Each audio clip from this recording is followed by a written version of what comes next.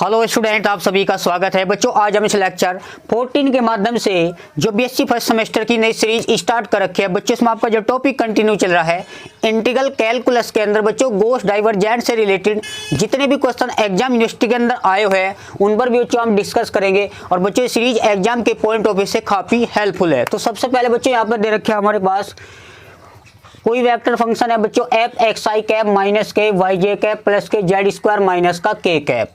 तो बच्चों then find the value, आपको इस इंटीग्रल की वैल्यू फाइंड करनी है। बच्चों यहाँ पे surface integral F dot N cap D S S, यहाँ पे बच्चों एक कोई क्लोज सरफेस है बाउंडेड बाई प्लेन जेड बराबर 0 और जेड इक्वल 1 और ये हमारे पास एक सिलेंडर दे रखा है। बच्चों यहाँ पे जब भी एफ डॉट एन यानी सरफेस इंटीग्रल को हम इसकी वैल्यू पूछी जाती है, इसको कन्वर्ट करते हैं बच्चों ट्रिपल वॉल्यूम में। जब हम सरफेस इंटीग्रल को ट्रिपल वॉल्यूम में कन्वर्ट करते हैं बच्चों, वहाँ पे गॉस डाइवर्जेंट का ही कॉन्सेप्ट होता है।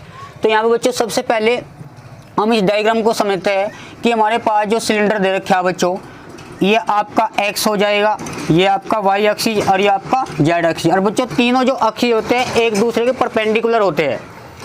बच्चों फर्स्ट जो सरफेस है, आपने देखो नॉर्मली सिलेंडर पढ़ा होगा कि ये सिलेंडर का जो फॉर्मेट है इस टाइप का 10th स्टैंडर्ड के अंदर। यहाँ पे बच्चों एक्स वाई प्लेन के जो अंदर है जेड 0 होता है और इससे जेड बराबर 0 से 1 बच्चों एक सिलेंडर परफॉर्म हो रहा है। ये यहाँ पे जेड की लाइन है तो जेड इक्वल 1, तो जेड इक्वल 1 ये हमारे पास जेड बराबर 0 से जेड बराबर 1 के बीच एक सिलेंडर परफॉर्म हो रहा। तो बच्चों एक्स वाई प्लेन के अंदर हमारे पास ये एक्स स्क्वायर प्लस के वाई स्क्वायर ये सर्किल का इक्वेशन है। यदि इन तीनों को कंबाइन करो बच्चों एक सिलेंडर परफॉर्म हो रहा है। अब यहाँ पे बच्चों F dot N D S निकालते हैं तो हम इसको कन्वर्ट करते हैं ट्रिपल इंटीग्रेशन में। देखते हैं बच्चों, तो हमारे पास गॉस डाइवर्जेंट का जो स्टेटमेंट होता है तो surface integral F dot N cap D S, इसको हम कन्वर्ट करते हैं वॉल्यूम इंटीग्रल में।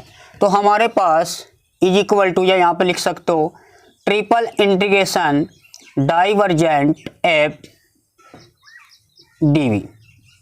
बच्चों हमें डाइवर्जेंट एफ कैसे निकालते थे कि हमारे पास डेल डॉट एफ होता था और डेल हमारे पास है I del over del X plus के J del over del Y plus का K del over del Z.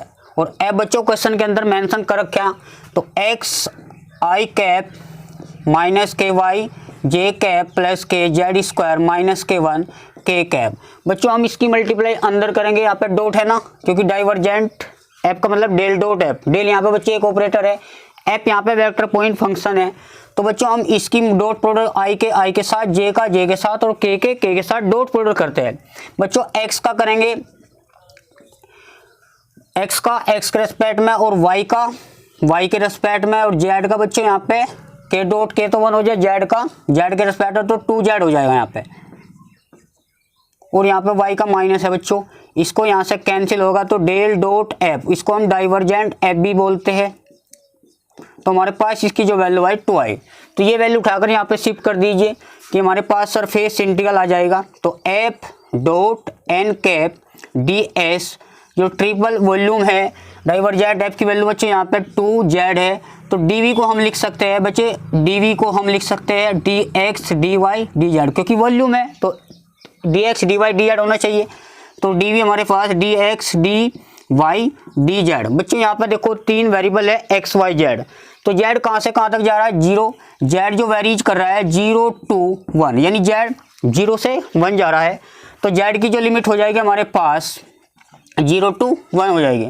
बच्चों हम z की लिमिट कांस्टेंट है तो हम इसको z के रेस्पेक्ट में इंटीग्रेट करते हैं तो डबल इंटीग्रेशन 0 to 1, तो यहाँ पे 2z और dz dx और dy हम बाहर ले सकते हैं। तो z के रेस्पेक्ट में करके बच्चों उसका इंटीग्रेट तो z स्क्वायर बाई 2 और 2 से 2 कैंसिल हो जाएगा, लिमिट होगी 0 to 1। तो upper limit minus lower limit का कॉन्सेप्ट है। तो हमारे पास डबल इंटीग्रेशन चला हुआ है, अपर लिमिट रखो बच्चों 1 का स्क्वायर माइनस के 0, तो dx dy बच्चों ये होता है हमारे पास dx और dy। एक्स वाई प्लेन के जो अंदर है बच्चों एरिया ऑफ सर्किल, सर्किल का एरिया होता है और सर्किल का एरिया हमारे पास पाई आर स्क्वायर है। बच्चों यहाँ पर सर्किल जो दे रखा एक्स स्क्वायर प्लस के वाई स्क्वायर हम इनको ए स्क्वायर यानी रेडियस हमारे पास 2 है, आर की प्लेस बच्चों हम 2 रखेंगे तो हमारे पास बच्चों 4 आ जाएगा। जब भी बच्चों आपसे f.n की वैल्यू पूछता है तो बच्चों इसको कन्वर्ट करना ट्रिपल इंटीग्रेशन में, यानी बच्चों ये कॉन्सेप्ट जो है गॉस डाइवर्जेंट थ्योरम ही अप्लाई करेंगे। और जब यहाँ पे बच्चों वेरिफिकेशन पूछा जाता है, यहाँ पे इनकी वैल्यू पूछी है, जब वेरिफिकेशन पूछा जाता है गॉस डाइवर्जेंट थ्योरम का, तो वहाँ बच्चों f.n को लेकर चलते हैं बच्चों वेरिफिकेशन के लिए। तो वहाँ पे इस सरफेस का एरिया निकालते हैं, नीचे वाले फेस का, ऊपर वाले फेस का भी सरफेस एरिया निकालते हैं। और बच्चों एक कर्व सरफेस है, तीनों को ऐड करके जो बच्चों कंप्लीट आंसर आएगा वो आपका 4 से 4 आएगा। तो बच्चों वहाँ पे वेरिफिकेशन होगा। इसके लिए बच्चों वेरिफिकेशन के लिए हम आगे नेक्स्ट लेक्चर में बात करेंगे। तो यहाँ बच्चों केवल इन्हें f.n की वैल्यू पूछी थी, तो उसको कन्वर्ट करना आप गॉस ट्रिपल इंटीग्रेशन में, और वहां से इसकी वैल्यू आएगी। और जब वेरिफिकेशन की बात करेंगे बच्चों, वहां पे f.n यानी इसका एरिया प्लस इसका एरिया और कर्व सरफेस एरिया, तीनों का एरिया ऐड करने के बाद जो कंप्लीट आएगा वो आपका आंसर वेरिफिकेशन हो जाएगा। तो बात करते हैं बच्चों नेक्स्ट क्वेश्चन की, इसको यहाँ पर नोट कर लेना।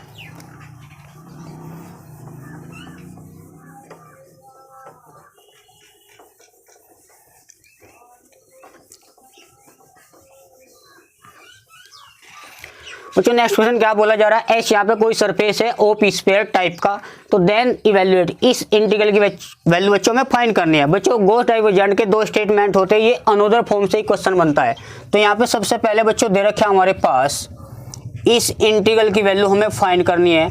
तो यहाँ पे बच्चों दे रखा x dy dz प्लस के y dz dx plus z, तो dz या dx dy, इस इंटीग्रल की वैल्यू हमें बच्चों फाइंड करनी है। तो another form of Gauss divergent का होता है बच्चों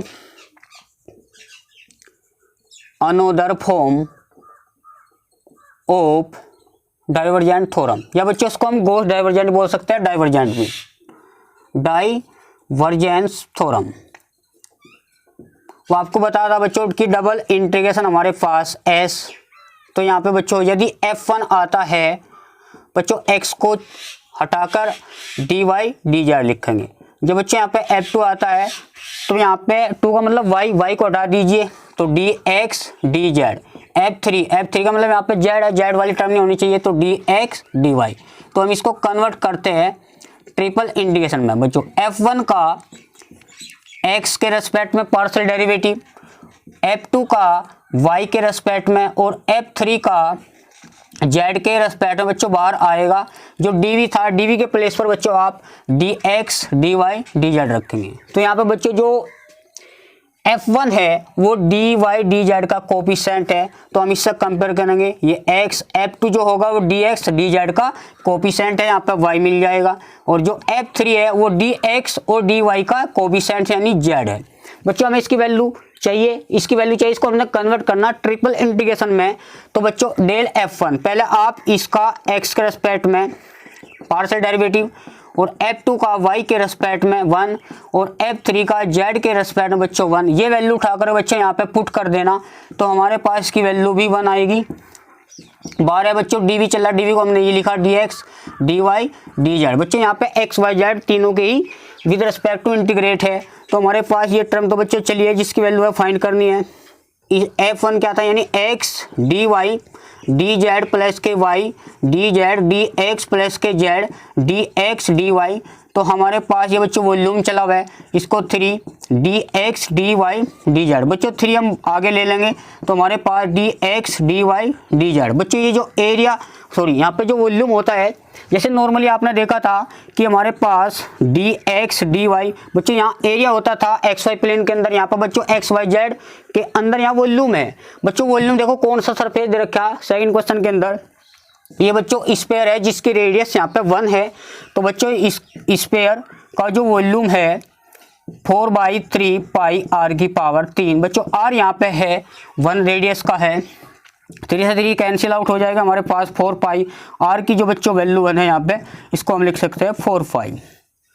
तो बच्चों आज के लिए इतना ही, मिलते हैं नेक्स्ट लेक्चर में।